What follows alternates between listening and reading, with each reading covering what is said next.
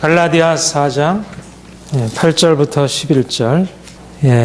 우리가 이 자유라고 하는 것은 정말 동서고금을 막론하고 아주 가장 귀한 가치 이렇게 여겨집니다. 그런데 그 자유의 아주 결정적인 선언, 우리를 하나님께서 자유케 하셨다는 이 결정적인 선언, 이것이 바로 이 갈라디아서에서 너무 잘 제시가 되고 있고요. 저는 요즘에 신앙의 현실적인 의미에 대해서 많이 묵상하고, 그래서 실제적으로 우리가 자유를 누리는 것, 이 세상에서 정치적인 자유, 오늘도 우리 아이들과 같이 공부하면서 우리 자유주의, 오늘날 현대 우리 민주주의를 특징 주는 것이 각 사람이 자기의 자유를 주장하고 구가하는,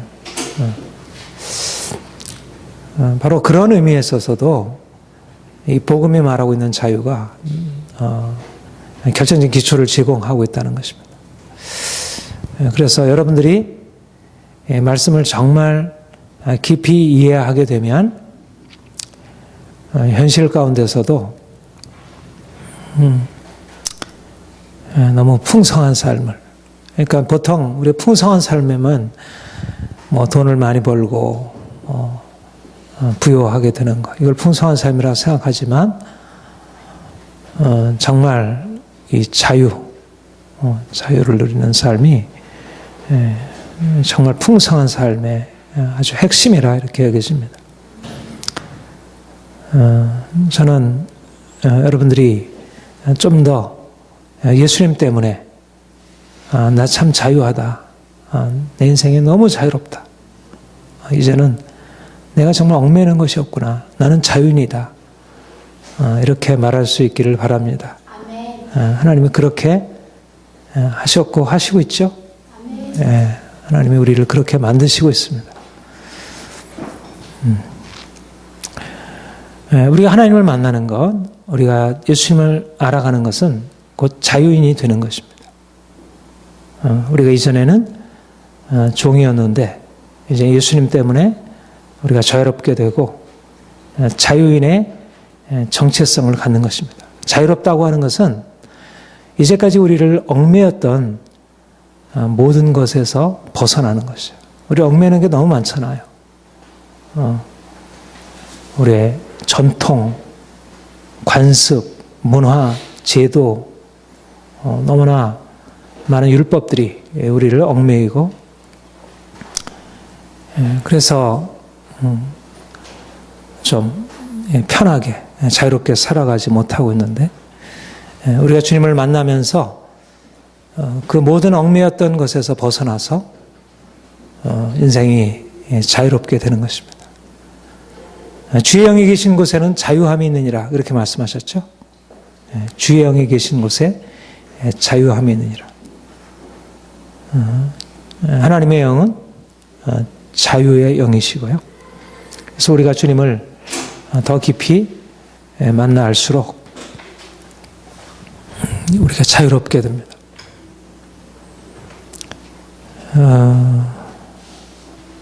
그 8절에 보면, 그러나 너희가 그때는 하나님을 알지 못하여 본질상 하나님이 아닌 자들에게 종노릇하였더니 이제는 너희가 하나님을 알 뿐더러 더욱이 하나님이 아신 바 되었거늘 어찌하여 다시 약하고 천한 총박한 초당으로 돌아가서 그들에게 종노릇하려 하느냐. 다시 말하면 하나님을 안다는 것은 우리가 자유롭게 된다는 것을 의미한다는 것입니다. 여러분이 하나님을 안다는 것, 내가 하나님을 알고 그분을 가까이 한다고 하는 것은 곧 내 인생이 종에서 자유자가 된다는 것이에요. 어떻게 하나님을 아는 것이 우리를 자유롭게 하는 것일까? 모든 존재에서 오직 유일하게 자유로우신 분이 하나님이셔요. 자유롭다고 하는 것은 모든 만물을 그가 홀로 다스리시고 주관하시고 독립적으로 계시다는 것입니다. 하나님이 창조주이시고 모든 만물은 피조물이고 그분에게 의존되어 있어요. 하나님이 주인이셔요. 우리 스스로는 우리 인생을 우리는 그분에게 복종함으로써만이 진정한 평안과 행복을 누릴 수 있습니다. 이것이 인간 존재예요. 근데 하나님은 만물을 창조하셨기 때문에 누구에게도 종속되지 않으셨어요. 그분은 만물을 다스리시는, 여러분, 자유인이라는 말과 이 주인이라는 말은 의미가 좀 다르지만 사실은 거의 같은 의미를 가지고 있습니다. 여러분,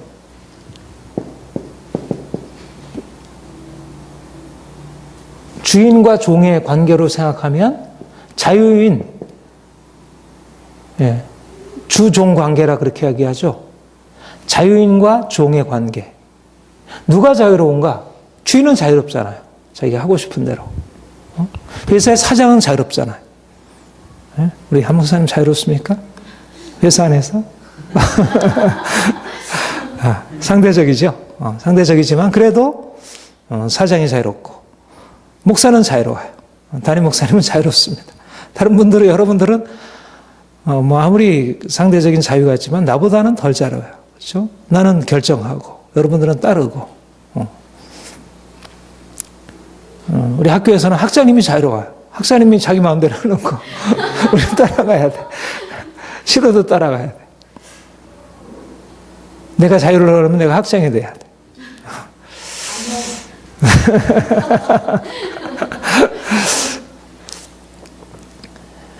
하나님은 만물의 주여, 만물의 주님, 다스리시는 분이시. 모든 만물은 그분의 종이에요. 만물을 다스린 자. 그러니까 우리가 사실은 우리가 근본적으로 우리 인생에 대한 관점의 전환이 일어나는 것이 우리가 주인이 아니구나 하는 걸 깨닫는 거잖아요. 그렇죠? 우리가 주님 만나기 전에는 인생이 마치 인간이 최고예요. 사실은 모든 피조물 중에서 가장 으뜸되는 존재라 볼 수 있으니까. 그래서 자기를 주인으로 하고 생각해요. 그런데 우리 하나님을 알고 하나님이 주인이시고 우리는 종이구나. 우리는 자유자가 아니구나. 우리는 그분의 종이구나. 우리는 그분의 다스림을 받아야 하는구나. 우리가 그것을 깨닫는 것이 사실은 진정한 자유의 출발입니다. 그렇죠? 아담과 하와가 선악을 알게 하는 나무의 열과를 먹을 때 하나님과 같이 되려고. 내가 하나님과 같이 되리라. 인생이 피조물인데 하나님과 같이 되려고 하면 오히려 그나마 피조물로서 누리는 그 자유마저도 박탈당하고 마는 것이죠. 오늘날 많은 자유가 그런 개념들에 하나님 없는 자유, 하나님을 제거하고 인생 스스로 높아져서 하나님처럼 되려고 하는 자유. 이것이 현대의 자유, 요즘의 자유주의, 자유민주주의 안에 이런 자유 개념이 있어요. 프랑스의 자유, 하나님도 없고 주도 없다. 이런 혁명적인 자유, 모든 권위를 부정하고 자기를 절대화시키는 이런 자유의 개념이 사람들을 오히려 죄의 종으로, 하나님을 거역하는 죄의 종으로 만들어버려요. 이건 자유가 아닙니다. 그렇죠? 권위를 부정하는 잘못된 자유는 오히려 피조물로서 누리는 상대적인 자유마저도 잃어버리게 하는 것입니다. 그러니까 우리가 자유를 누리려면 자유자는 오직 하나님뿐이라고 하는 사실을 인정하는 데서 우리 자유의 시작이 일어나는 것입니다. 그래서 하나님을 안다는 것이 중요한 것이에요. 하나님을 아는 것. 하나님을 알 때 인생이 자기 자신을 알게 돼요. 나는 주인이 아니구나. 나는 종이구나. 나는 피조물이구나. 나는 아무것도 할 수 없는 존재이구나. 하나님 그분이 내 인생을 책임져 주셔야 하는구나. 우리가 그것을 알게 되는 것. 이것이 진정한 자유의 출발입니다. 그래서 현대의 이 세속적인 자유의 개념 안에는 물론 거기 안에 긍정적인 가치가 분명히 있지만 그러나 인생의 자기 위치를 잃어버리는, 망각하고 스스로 자기를 높이고 그래서 거기 안에 너무나 많은 위험한 독들이 있어요. 오늘날 민주주의, 자유주의 다 그 안에 긍정적인 가치가 있지만 그러나 결정적으로 하나님 앞에서 인생의 종이라고 하는 거, 인생의 스스로 주인이 아니고 하나님이 주인이시고 우리는 인간은 자유자가 아니고 종이고 주인이 아니고 종이라는 사실을 아는 것, 하나님을 알고 우리 하나님 안에서 우리 자신을 아는 것이 그것이 자유의 출발점이라는 것입니다. 그런데 우리가 예수 그리스도 안에서 하나님을 안다고 할 때는 단지 우리가 그분 안에서 우리가 피조물이고 우리가 그분께 의존되어 있고 우리가 스스로 아무것도 할 수 없다고 하는 사실을 아는 것에 머무는 것이 아니라는 것입니다. 이제 예수께서 우리에게 오셔서 우리에게 새로운 자유 개념을 주신 것이에요. 우리는 하나님의 종이다. 우리는 하나님 앞에서 아무것도 아니라고 하는 것이 구약에서부터 일관되게 우리에게 가르쳐지는 말씀이지만 그러나 그것과 함께 신약에서 우리에게 말씀하는 것은 하나님이 자유자신데 우리가 그 하나님의 자유 안으로 우리가 들어갈 수 있게 되었다는 거예요. 그것이 바로 예수 그리스도의 구원의 복음이에요. 예수 그리스도께서 죽은 자 가운데서 살아나셔서 하늘에 오르셨습니다. 그런데 그 하늘에 오르심으로 그는 만물의 주가 되셨어요. 만왕의 왕, 만주의 주. 우리가 지난주에 우리가 예배에 대해서 우리의 말씀을 상고하면서 그를 지극히 높여 모든 이름에 뛰어난 이름을 주사 모든 입으로 모든 무릎을 그 이름 앞에 꿇게 하시고 모든 입으로 예수 그리스도를 주라 시인하게 하셨느니라. 만물의 주 오직 그분만이 유일한 모든 피조물들이 그분 앞에 복종해야 할 주 되신 분이십니다. 우리가 그분 앞에서 우리가 종으로서 인식하는 것. 그러니까 예수께서 오심으로 우리가 더욱더 우리는 그분 앞에 종이구나 하는 사실을 깨닫게 돼요.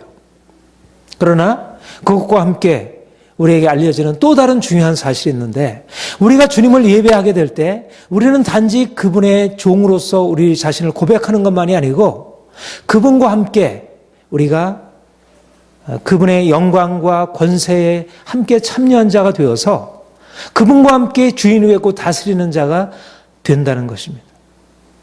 이것이 구원의 핵심적인 복음의 사실이에요. 우리가 잘 아는 에베소서 1장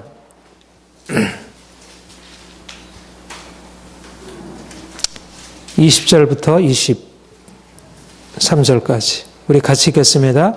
그의 능력이 그리스도 안에서 역사하사 죽은 자들 가운데서 다시 살리시고 하늘에서 자기의 오른편에 앉히사 모든 통치와 권세와 능력과 주관과 이 세상뿐 아니라 오는 세상 일컫는 모든 이름 위에 뛰어나게 하시고 또 만물을 그의 발 아래 복종하게 하시고 그를 만물 위의 교회의 머리로 삼으셨느니라.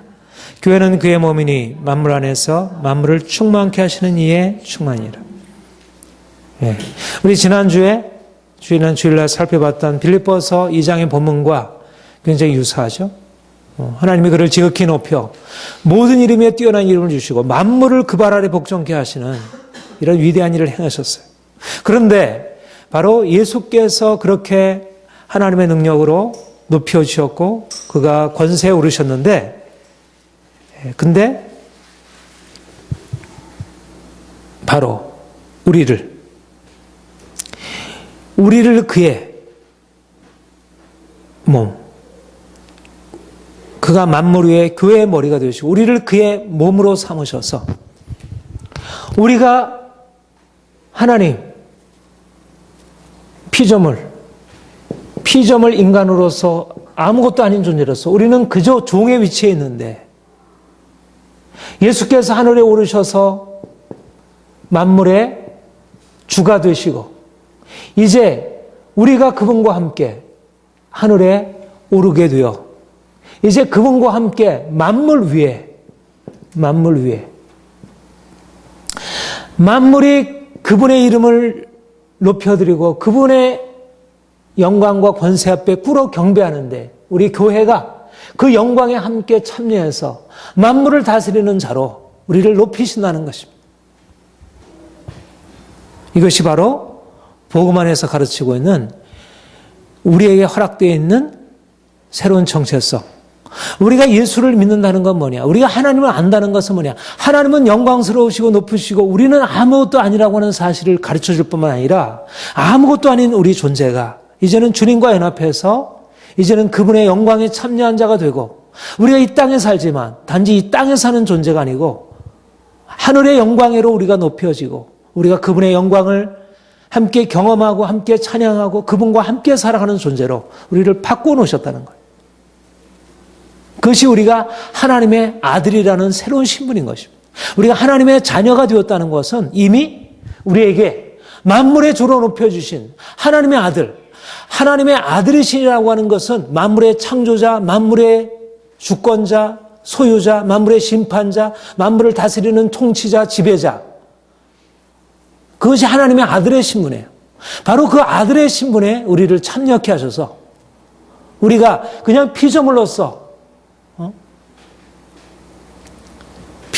이 땅에 존재하는 것이 아니라 우리가 하나님과 함께 하늘에 안치운 바 되고 하나님과 함께 사시는 자로 우리를 바꾸어 놓으셨다는 것이에요. 인생의 하나님을 만나기 전까지, 우리가 주님을 만나기 전까지 이 인생에 대해서 자기가 피조물이라는 사실도 모르고요. 그래서 스스로 자기가 마치 대단한 존재라고 생각하고 뭔가 자기의 돈을, 자기의 권력을, 자기의 명예를 자랑하고 그것을 가지고 사람들에게 휘두르려고 하고 그것이 뭔가 대단하고 생각하고. 근데 우리가 하나님 아래서 우리가 주님을 알게 될 때 우리가 아무것도 아닌 존재라는 사실을 알 뿐만 아니라 철저히 우리가 낮아지고 아무것도 아니라는 사실을 그렇게 겸손케 되어지고 더 나아가서 우리가 그렇게 아무것도 아닌 우리 존재를 주께서 우리를 높이셔서 만물의 교회의 머리로 주셨느니라. 만물을 충만케 하시는 자의 충만이 우리에게 임하게 된 것입니다. 이것이 바로 우리가 그리스도 안에서 자유자가 되었다는 것입니다. 예. 자유인이라고 하는 것은, 자유자라고 하는 것은 본래 누구에게만 해당되는 것입니까? 하나님께만 해당되는 것입니다. 여기서 말하는 자유자라는 것은 우리가 다른 사람에게 우리가 자유롭다 이런 개념이 아니고 여기서 말하는 자유라고 하는 것은 보다 더 높은 개념이에요. 이것은 어떤 우리가 인간적인 자유 개념이 아니고 사람들이 이 세상을 태어날 때 자유롭게 태어났다. 누구에게도 우리가 속박받지 않을 자유가 있다. 이런 개념을 넘어서는 그보다 훨씬 더 높은 영적인 차원의 개념이에요. 우리가 자유롭다고 하는 것은 모든 피조물들 위해 뛰어나신 하나님의 그 자유로움과 영광에 우리를 참여하는 그런 새로운 신분으로 주셨다. 이것이 너희가 하나님을 알고 하나님이 너희를 아신 바 되었거늘 말하자면 너희는 종이 아니라 너희는 단순한 피조물들이 아니라 너희는 단지 세상에 속해 있고 세상의 질서에 속해 있지 않다는 것이에요. 우리가 세상 속에서 살아가고 있지만 단지 세상에서 이것저것의 어떤 메인 존재가 아니라는 것입니다. 세상의 왕도 세상의 어떠한 부자도 어떠한 세상의 통치자도 하나님이 우리에게 주신 그 영광과 권세 아래에 있다는 것입니다.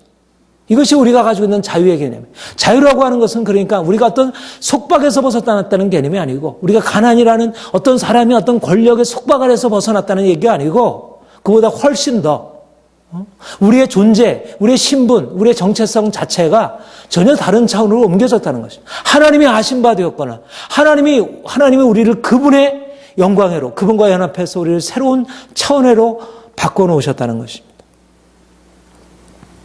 그러니까 우리가 진정한 자유인이 되는 것, 우리가 진정한 자유인이 되는 것은 어디서 시작되느냐? 하나님을 만나야 되는 거예요. 예수님을 만나야 되는 거예요. 그분 안에서 자신을 발견해야 돼. 내가 어떤 존재인지를 발견해야 이 세상에서 자유롭게 되는 거예요. 내가 말하자면 주님을 만나지 못하면 내 존재를 내가 무엇을 가지고 있으면 대단하다고 생각하고 내가 뭐 돈이 없고 내가 권리 없으면 나를 스스로 별 볼 일 없는 존재로 생각하는 거예요. 그러니까 그것을 얻어야 자유롭다고 생각해요. 돈이 있어야 자유롭고 권력을 가지고 해야 자유롭고 사장이 되어야 자유롭고 대통령이 되어야 자유롭고 왕이 되어야 자유롭고 근데 그렇지 않다는 것입니다. 종이라도 주께 속한 자유자요. 종이라도 이 세상 질서에는 종인데 이미 우리가 예수를 만남으로 우리 인생의 근본적인 신분이 바뀌어진 것입니다. 우리가 하나님 안에서 예수 그리스도 안에서 새로운 자유인이라고 하는 새로운 신분으로 들어간 것이에요. 이것이 바로 루터가 유명한 그리스도인의 자유라고 하는 그 논문에서 첫 번째 주제로 얘기한 것입니다. 우리는 만물 위의 자유인이다. 우리가 겉으로 볼 때 자유롭지 않잖아요. 여러분들도 자유롭지 않잖아요. 우리가 돈이 있습니까? 권력이 있습니까? 회사에서 어떤 높은 지위에 있습니까? 세상에서 우리가 인정받을 수 있는 어떤 그런 뭔가를 가지고 있습니까? 그렇지 못하잖아요. 우리가 자유롭지 못한 사람들이 있잖아요. 그럼에도 불구하고 우리는 만물 위에 높여진 자유자라는, 만물의 주인 되신 그분과 함께 만물을 다스리는 자로, 우리가 장차 예수님이 오셔서 이 땅을 다스릴 때 우리가 그 영광에 참여하게 될 것이지만, 그러나 이미 이 땅에 사는 동안도 우리가 믿음으로 말미암아 이 자유에, 이 하나님의 자유, 이 하나님의 영광스러운 주권에 참여한 자가 되는 것입니다. 우리가 이 사실들을 알려면 하나님을 더 깊이 만나야 되는 거예요. 내가 자유롭지 못하다고 느낄 때 어떻게 하면 이 자유를 확보할까? 네. 요즘에 이제 학교 이러저런 문제를 가지고 실험하면서 여러 가지 생각이 많은데 자유롭지 못한 거예요.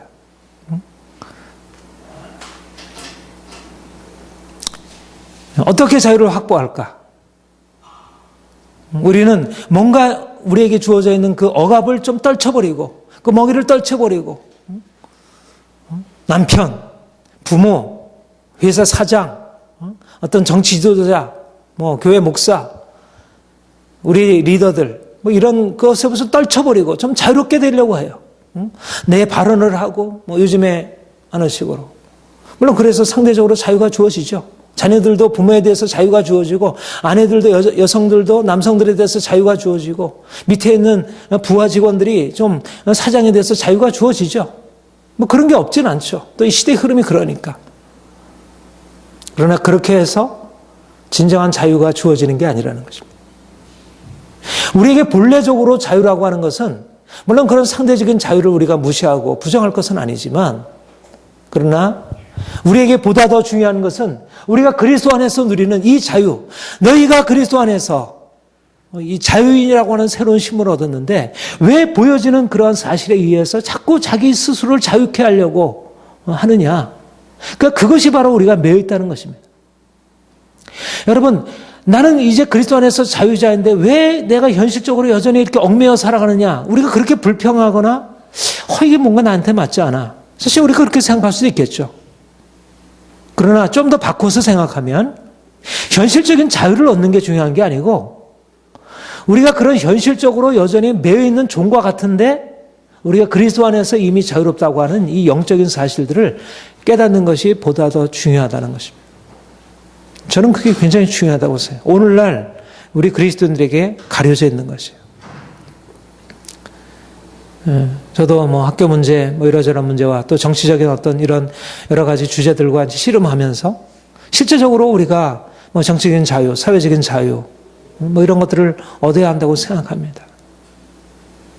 그러나 사실 그보다 더 중요한 사실은 우리에게 주어져 있는 이 예수 그리스도께서 자유로운 분이시고 우리가 그분의 자유에 참여한 바 되어서 우리가 그분을 더 알아가면 알아갈수록 우리가 현실적으로 누리는 자유와는 비교할 수 없는 방식으로 우리에게 진정한 자유가 주어진다는 것. 예. 그래서 바울은 너희가 하나님을 알고 있는데, 하나님이 너희를 알고 있는데 어떻게 너희가 다시 종노릇하고 있느냐. 다시 말하면 하나님을 알고 하나님을 만나게 되면 더 이상 세상의 어떤 것에 얽매이지 않은 자유인의 삶을 살아가는 것입니다. 세상을 자유롭게. 세상 위에 서는 것입니다. 세상 위에. 세상 위에 서서 살아가는 것. 여러분, 우리가 하나님을 예배하는 것이 그래서 중요합니다. 하나님을 좀 더 가까이 나아가서 하나님을 예배하고 그분을 더 깊이 알면 내가 뭔가 현실적으로 이러저러한 자유를 얻어야 돼. 막 하고 씨름하고 이것에서 벗어나려고 막 발버둥 치는 것에서 나는 이미 자유라고 하는 것을 깨닫는 거야. 나는 이미 자유롭구나. 내가 무엇인가 바꾸어서 자유롭게 되는 게 아니라 나는 이미 자유로운 존재구나. 그렇게 되면 이제까지 나를 얽매이고 있던 것이 더 이상 얽매이는 것이 아니게 되는 거예요. 이것이 주님이 우리에게 주시려는 것입니다. 이게 엄청난 힘을 발휘하게 됩니다. 우리가 이렇게 하게 되면 세상을 향해서 이제는 만물의 주 되신 그분과 함께 만물을 다스리는 자 입장으로 살아가는 거예요. 나는 종의 신분인데 나는 다른 사람 밑에 존재하는데 내가 밑에서 살아가는 게 아니라 나와 함께 하신 만물을 다스리는 나를 지금 다스리고 있는 그 위에 서서 살아가는 거예요. 내가 아내이면 남편의 권위 아래에 있는데 남편이 나를 이렇게 저렇게 주장하고 있는 것 같지만 나를 주장할 수 없는 것입니다. 왜냐하면 나는 하나님의 권위 안으로 들어갔으니까. 내가 남편의 권위 때문에 내가 가지고 있는 그 자유를 내가 잃어버리지 않는다는 거예요. 근데 오늘날은 남편이 부당한 권위를 가지고 누르면 그것을 어떻게든지 깨뜨리고 그것에서 벗어나야지 자유롭다고 생각을 해요.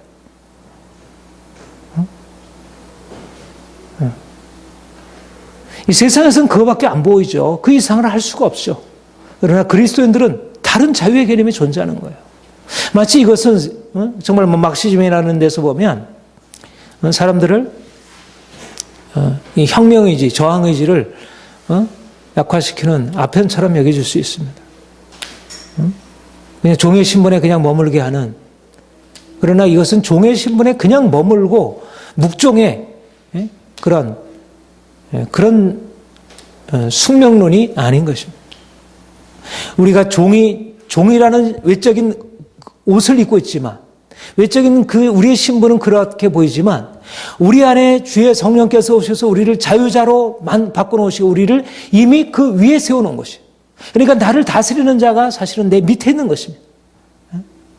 나를 다스리는 자가 나를 다스리는 게 아니고 외적으로 나를 다스릴지 모르지만 그러나 이미 하나님의 권위 아래 그가 존재하잖아요. 그렇죠? 나를 다스리는 자는 나를 다스릴 수 없는 거예요.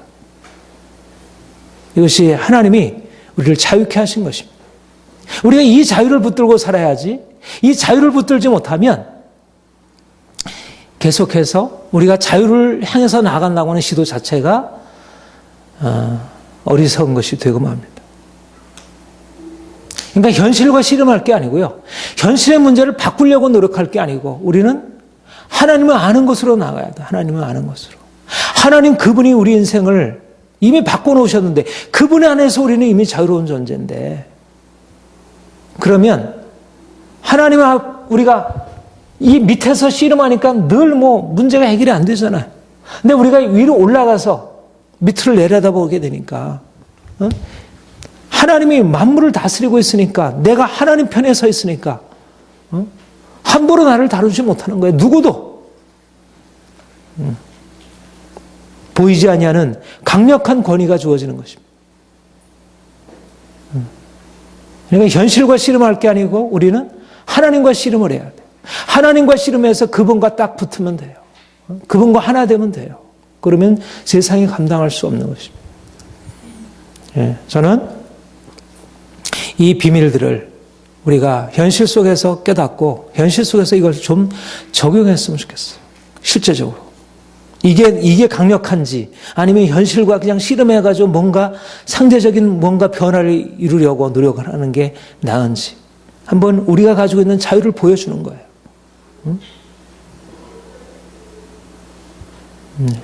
사실 이것이 오늘날 현실에도 강력할 수 있어요. 교회가 이것을 사용해야 돼.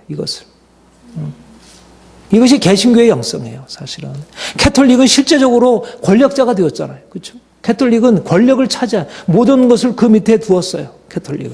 그러나 개신교는 그 자유의 개념을 버리고 그 권력의 개념을 버리고 종으로 낮아지는 것을 선택한 것입니다. 현실적으로 종이지만 내가 만물에 높아진 하나님 안에서 자유자라고 하는.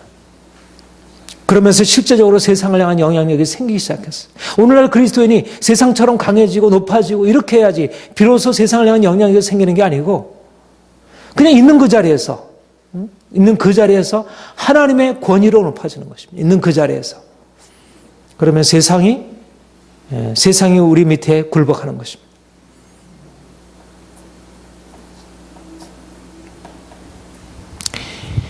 왜 여기 그렇게 얘기를 했죠? 어찌 이제는 너희가 하나님을 알 뿐더러 더욱이 하나님이 아신 바 되었거늘 어찌하여 다시 약하고 천한 초동으로 돌아가서 다시 그들에게 종전하냐. 어찌하여 왜 다시 종전. 하나님이 이렇게 높은 위치로 올려놓으셨는데 어떻게 너희는 다시 내려가서 그 밑에 굴복하고 그 밑에 살려고 하느냐. 왜 그랬을까요? 왜 갈라디아 교회가 예수 그리스도를 만나서 그 놀라운 자유를 맛보고 하나님 안에서 누리는 그 엄청난 자유를 맛보고 나서 왜 다시 종으로 날과 달과 절기를 삼가지키며 다시 종으로 돌아가게 되었을까요?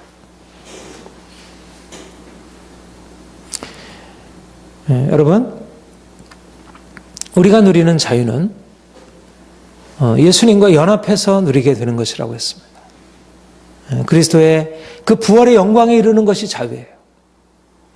자유자라고 하는 것은 강력한 영광과 권세가 주어지는 것입니다.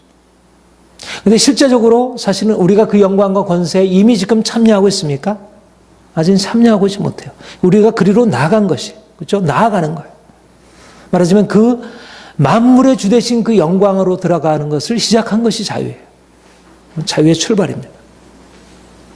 그래서 아직은 그 자유를 온전히 누리지 못하고 오히려 자유를 누리기 위해서 우리에게 필요한 것은 죽음을 통해서 그러니까 부활의 자유라고 하면 종의 상태에서 우리가 부활에 들어가기 위하여 그 부활이 가져다는 그 영광과 권세 그 자유로 들어가기 위해서 우리에게는 죽음이라는 것을 통과하는 것입니다. 그래서 이 자유로 들어가는 게 쉽지 않아요. 근데 한번 자유에 들어가서 죽음을 통과하고 이 자유에 들어가게 되면 이제는 뭐 죽음이 끝나고 고통이 끝나고 거기서 머무는 게 아니라 계속적인 죽음이 우리에게 장차 그리스도의 영광의 부활에 참여하기까지 계속적인 죽음의 과정으로 그 고통스러운 과정으로 우리가 넘겨지게 되는 것입니다. 왜 사람들이 하나님께서 주시나 그 자유를 한번 맛보고 나서 왜 다시 그 자유를 잃어버리고 다시 종의 멍에로 다시 돌아가게 되는가? 바로 자유에 이르는 그 과정, 그 대가가 쉽지 않기 때문에 육체를 가지고 있는 인간에게 우리가 그 영광으로 만물의 주로 높여지는 주님의 영광, 주님의 십자가를 통해서 그리로 갔잖아요. 모든 만물 위에 높아지셔서 그가 자유자가 되신 것은 그가 십자가를 통해서 그렇게 되신 것입니다. 그러니까 우리가 그분의 자유회로 들어간다는 것은 우리에게 그와 같은 죽음의 대가를 요구하는 거예요.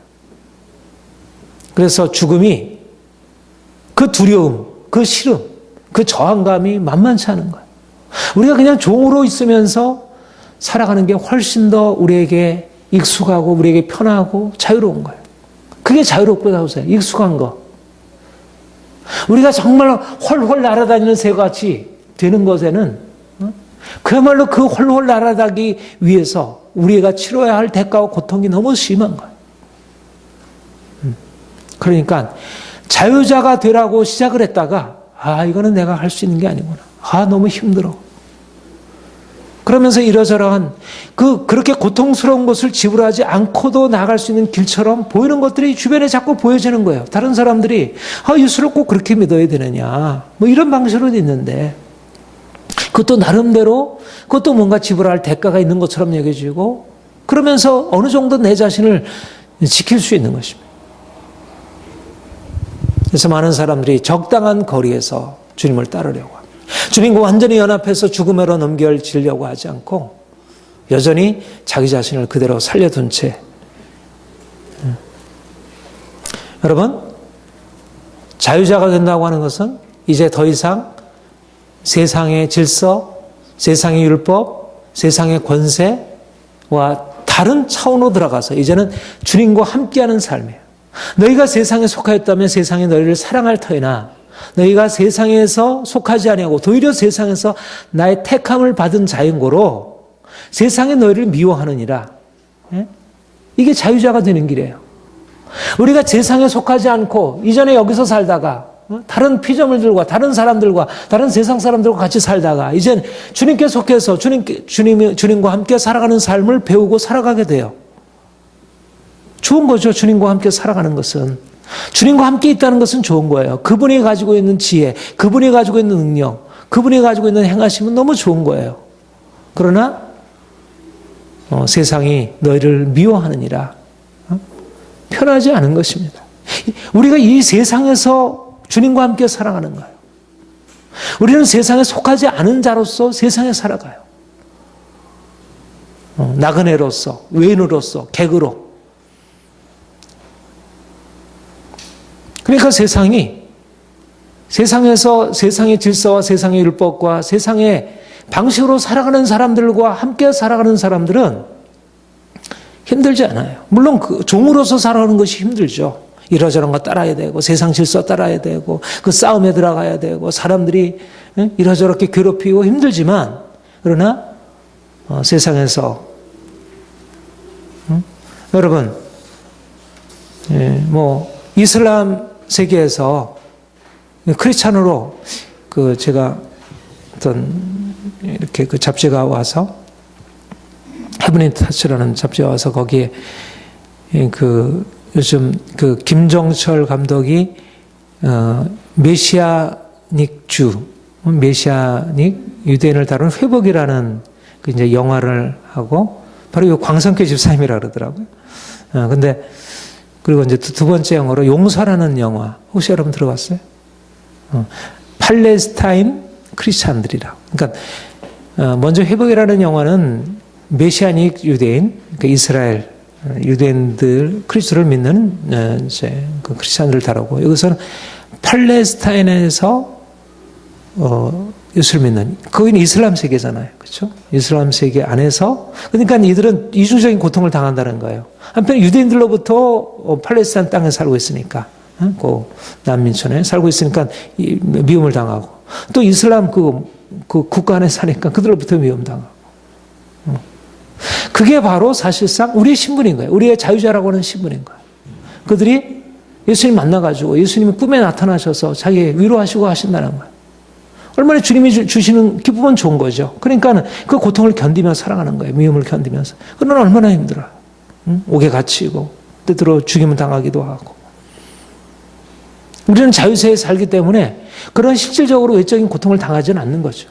그러나 이러저러한 방식으로 세상의 질서와 율법이 우리를 동화시키려고 하고 우리가 만약 동화되지 않으면 자꾸 이러저러한 방식으로 우리를 공격하는 거예요. 왜 갈라디아 성도들이 왜 날과 달과 절기를 삼가지키면서 그들에게 주어졌던 그 본래적인 자유를 잃어버리고 왜 종으로 다시 돌아갔는가? 말하자면 그런 모슬렘 세계 안에서 예수를 믿는 사람들이 죽음을 각오하고 핍박을 각오하고 믿으면서 계속 얼마나 갈등이 많겠어요. 내가 이 신앙을 지켜야 되나 아니면 이런 거 좀 내려놓고 그냥 편하게 동화되어서 살까?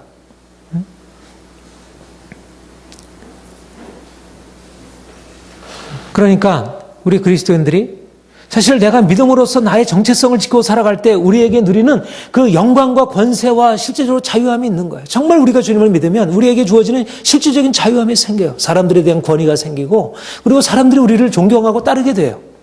너희를 두려워하게 될 것이나 말씀하셨어요. 나를 두려워한 것처럼 나를 존경한 것처럼 그러나 미워할 것이다. 함께 오는 것입니다. 미움과 존경이 함께 따라오는 거예요. 그러니까 대가가 있는 거예요. 그러니까는 한편으로 그것이 주어지는 자유함과 편안함과 영광은 좋지만 그러나 외적으로 당하는 여러 가지 많은 싸움과 고통이 분명히 있는 것입니다.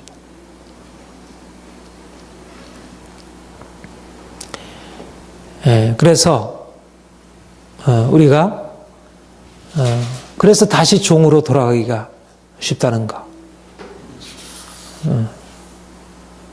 그러니까 우리가 종으로 돌아가지 않으려면 무엇을 이해해야 되냐면 이 과정을 잘 이해하는 게 중요해요. 그래서 여러분들에게 사실 정말 이 십자가의 죽음에 대한 것, 그리스도와 연합함이 그 영광에 이르기 위해서 우리가 치러야 할 이 죽음의 대가라는 것을 가르치는 이유가 바로 그것입니다. 우리에게는 여기에 있어서 결정적인, 우리가 이것에 대해서 좋아하고 이것에 대해서 기뻐하지만 실제적으로 우리에게 이 죽음에 대한 이 저항감이 굉장히 강한 거예요. 고통을 싫어하고 어떻게든지 우리는 기본적으로 그런 성향이 있어요. 아까 희찬이 아가씨가 우유를 조금 줬고 남은 거 먹였더니 그거 이제 그게 부족하다고 또 얼마나 앵앵대면서 그런지 그것도 그래가지고 다시 타가지고 먹이니까 만족해가지고 그게 사실 인간이에요. 그게 우리 육체를 가지고 있는 인간이에요. 그런데 우리가 그 부분에 대해서 포기하면서 우리가 다 그런 어린아이와 같은 육체를 가지고 그렇게 반응하고 살아가는 거예요. 우리도 그런 게 주어지면 편안하고 좋고 안 되면 앙앙대고 오는 거예요. 싫어요 이런 거 안 해요 이러면서. 그러니까 쉽겠습니까? 이러저런 방식으로 애가 뭐 부모가 누구든지 그런 아이한테 엄마가 먹여주든 뭐 도둑놈이 와서 먹여주든 다 자기 먹여주면 만족할 거 아니에요. 그렇죠? 그러니까 세상에 우리를 그런 방식으로 만족을 준다고 하면 쉽게 거기에 동화될 수 있는 것입니다. 어떻든 자기 만족이 거기에 있으니까. 그러니까는 우리가 종으로 다시 돌아가는 게 지극히 자연스러운 것이지 그게 이상한 게 아니에요. 사실 우리가 세상에 대해서 다시 이렇게 미혹에 빠지고 세상 유혹에 넘어지고 또 약심하고 실망하고 하는 것은 하등에 이상한 게 아니에요. 어찌하여 너희가 이러느냐 싶어 이렇게 말하지만 우리가 하나님을 아신 바 되었거니라고 하는 이 전제 조건이 선행되지 않으면 다 그렇게 될 수밖에 없는 거예요. 그러니까 사도 바울이 하나님이 너희를 알고 너희가 하나님을 아는데 어떻게? 그러니까 결국은 이거는 이 특별한 이 은혜, 하나님께서 우리를 이쪽으로 옮겨놓으셨다는 이 특별한 은혜를 분명히 알게 되었을 때 그 죽음의 과정을 그래도 참고 견디면서 받아들이는 거지 이게 자연인으로서 우리가 그것을 거스려 나갈 수가 없는 것이에요. 그러니까 조금만 뭔가 이러저러한 조금 약간만 변경해가지고 우리에게 이게 자유다. 지금 네가 하고 있는 것은 종의 삶이야. 이거 이렇게 자유로운데 이런 식으로 우리에게 다가오게 되면 그게 매력적으로 보이는 거예요. 쉽게 거기에 타협하고 양보하고 내가 지금 포기하고 있는지도 모르고. 그러니까 많은 그리스도인들이 그래서 세상을 쫓아가고 있는 거죠. 그러니까 우리가 그렇게 하는 사람들을 그렇게 뭐 비난할 일도 아니고 그것이 지극히 자연스럽다는 것입니다. 우리 육체를 가지고 있는 인간에게 이 세상을 살아가고 있는 인간에게 우리가 그것을 견딜 수 있는 힘이 우리 자신에게는 없어요. 그래서 필요한 게 무엇입니까? 그래서 하나님을 아는 게 필요하다는 거예요. 그래서 하나님을 더 깊이 알아야 되지 내가 율법에서 벗어나려고 아무리 발버둥 치고 내가 멍에를 깨뜨리려고 해도 아무리 발버둥 쳐도 그것은 되어질 일. 율법에서 자유가 먼저가 아니고 하나님을 아는 것이 먼저인 것입니다. 하나님을 알아야 내가 율법에서 자유로울 수 있고 이 죽음을 견딜 수가 있어요. 이 고통을 견딜 수가 있어요. 하나님을 알고 나니까 하나님이 우리에게 주신 그 약속, 그 놀라운 약속을 알게 되고 그러니까 우리가 기꺼이 그 싸움으로 들어가는 거죠. 우리가 매일매일 싸움인 거예요, 사실은. 그렇잖아요. 한 번 내가 자유롭게 되었다고 해가지고 계속 그 자유가 계속 유지되지 않습니다. 한 번 자유롭게 되고 나서 또 종로로 타는 대로 다시 돌아가는 거예요. 어느 순간에. 우리가 편안한 걸 쫓아가고. 그러니까 날마다 주님 앞에 나아가서 그분이 어떤 분이신지 그분이 내게 약속하신 것과 그분의 능력과 그분의 권세와 그분 안에서 나의 존재를 계속 확인해야 그래야 비로소 계속해서 나를 끌려고 하는 이 율법의 매임으로부터 우리가 자유롭게 되어서 항상 그 자유를 견지할 수 있지. 육체라고 하는 것은 어쩔 수 없이 율법에 매일 수밖에 없고 세상 질서에 매일 수밖에 없고 권력 앞에 소극적으로 대항할 수밖에 없는 거예요. 그게 인간이에요. 그것을 우리가 부인할 수가 없습니다.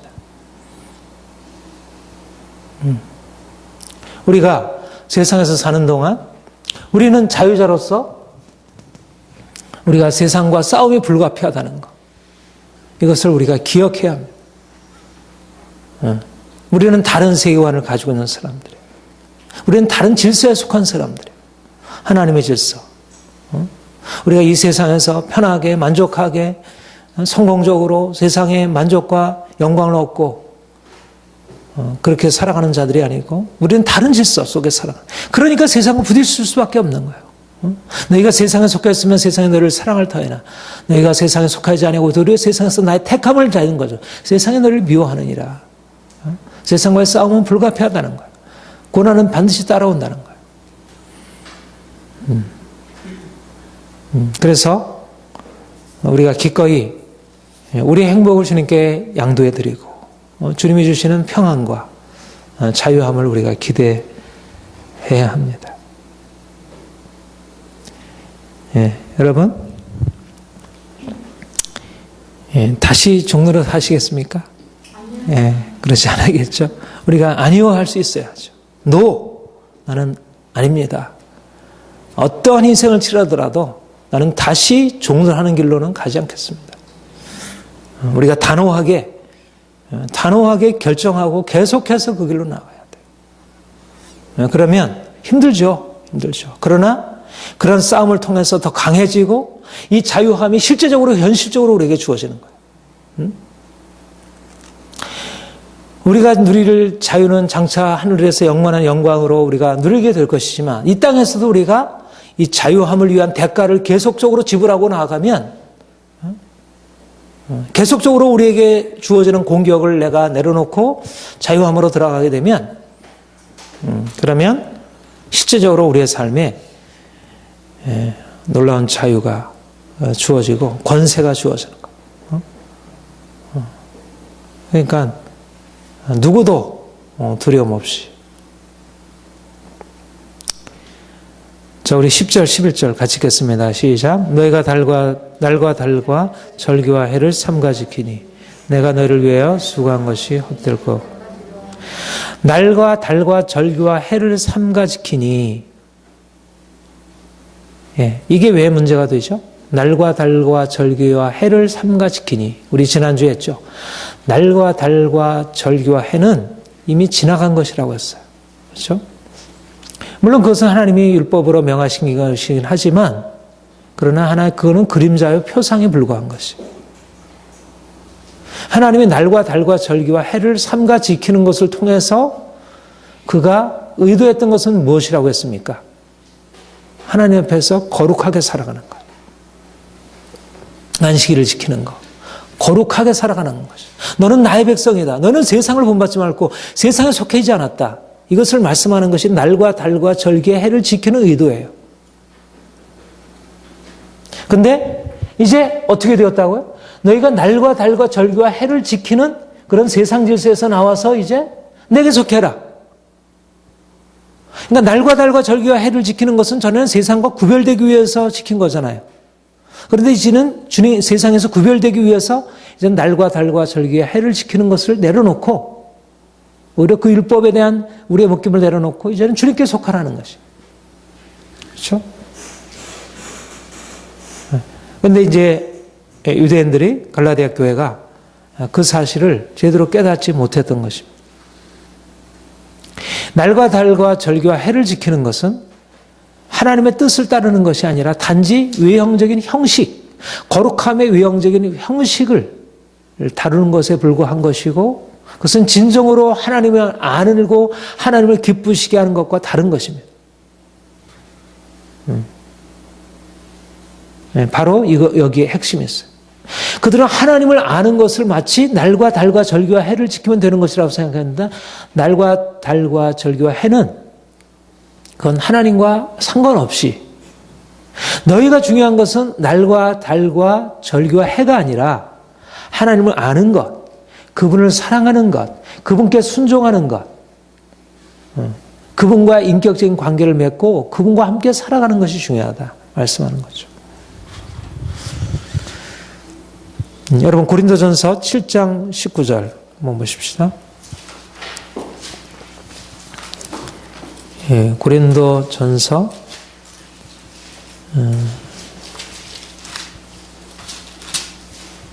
7장 19절 같이 읽겠습니다. 시작. 할례 받는 것도 아무것도 아니요 할례 받지 아니하는 것도 아무것도 아니로되 오직 하나님의 계명을 지킬 따름이라. 여기 할례가 아무것도 아니다 그렇게 얘기를 했죠. 할례를 삼가 지킬 필요가 없다는 것이에요. 근데 무엇이 중요하다고요? 오직 하나님의 계명을 지킬 따름이라. 날과 달과 절기와 해는 할례와 같은 차원에 속한 것이에요. 할례를 지켜야 하고 날과 달과 절기와 해를 지키는 것이 아니고 하나님의 계명을 지켜라. 이것이 사도 바울의 이 신칭의 복음이에요. 율법의 행위가 아니라 오직 믿음으로. 중요한 것은 우리가 외적인 질서, 그런 날과 달과 절기와 해를 지키는 외적인 형식과 질서에서의 삶에서 이제는 어디로 옮겨졌냐면 이제는 하나님을 아는 거, 하나님의 계명을 지키는 그분께 순종하고 그분을 따라가는 거.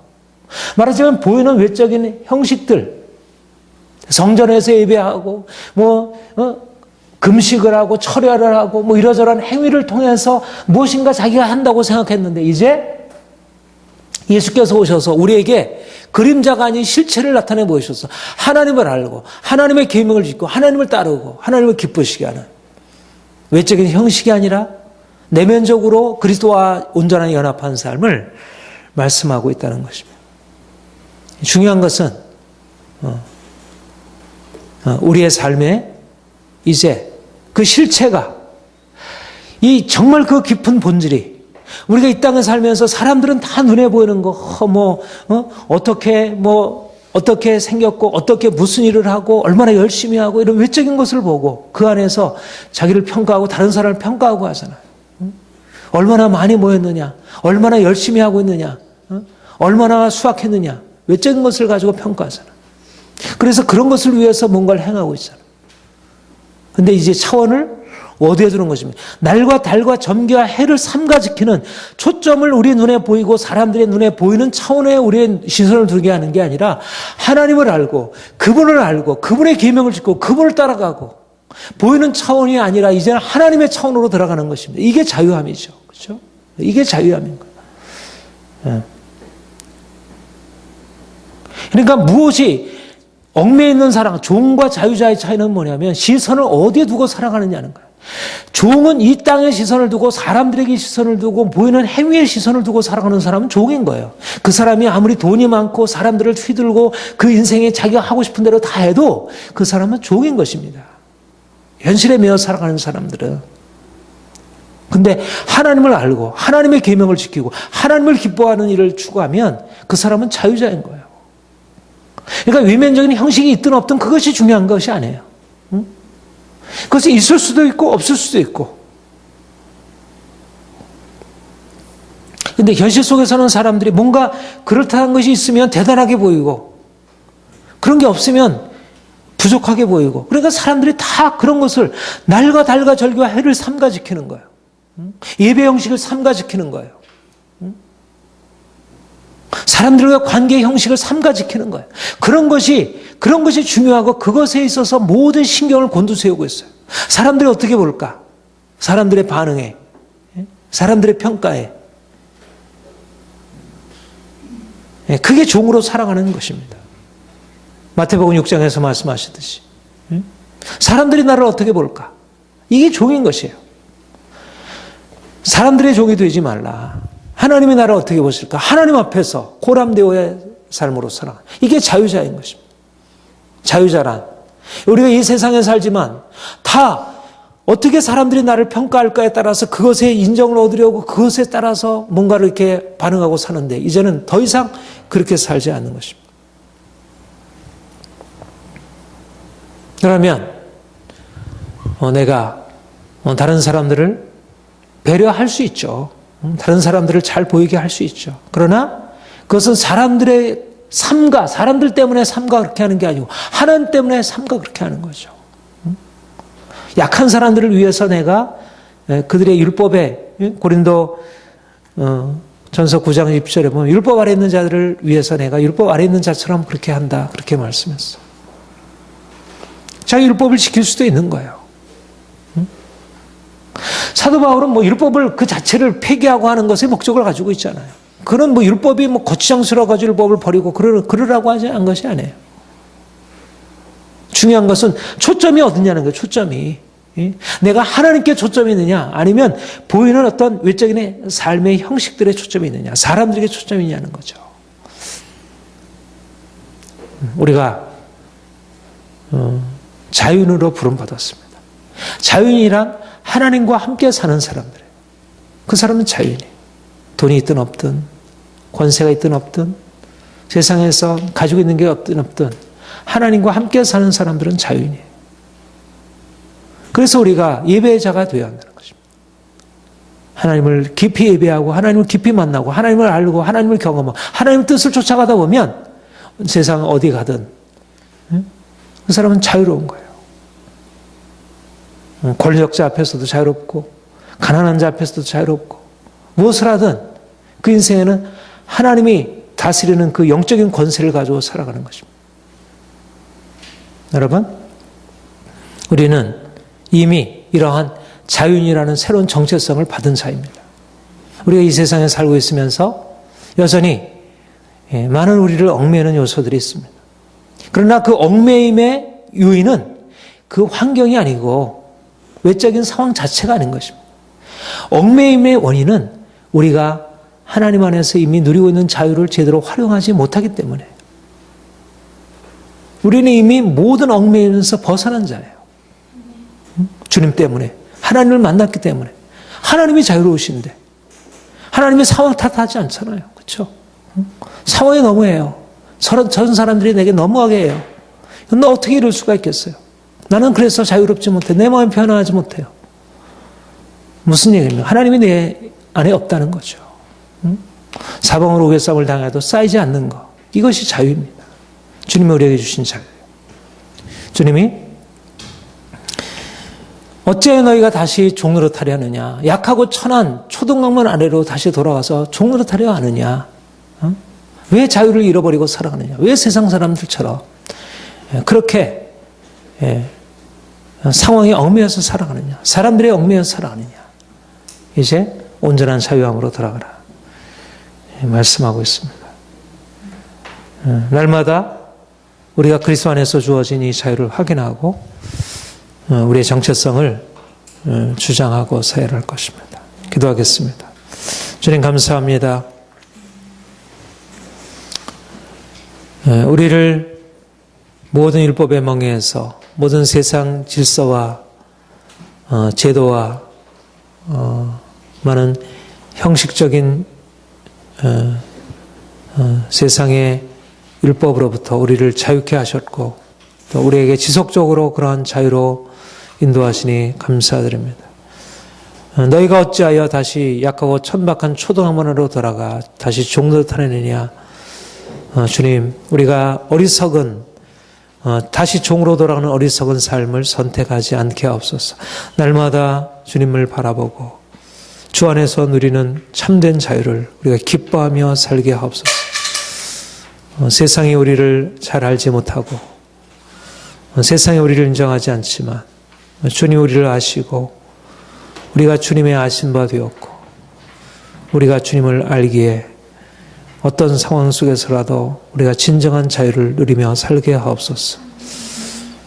우리가 주님 주신 자유로 세상을 섬기고 많은 사람들의 종이 되어 사람들을 자유케 하는 일에 쓰임받기 원합니다. 감사합니다. 예수님의 이름으로 기도합니다. 아멘.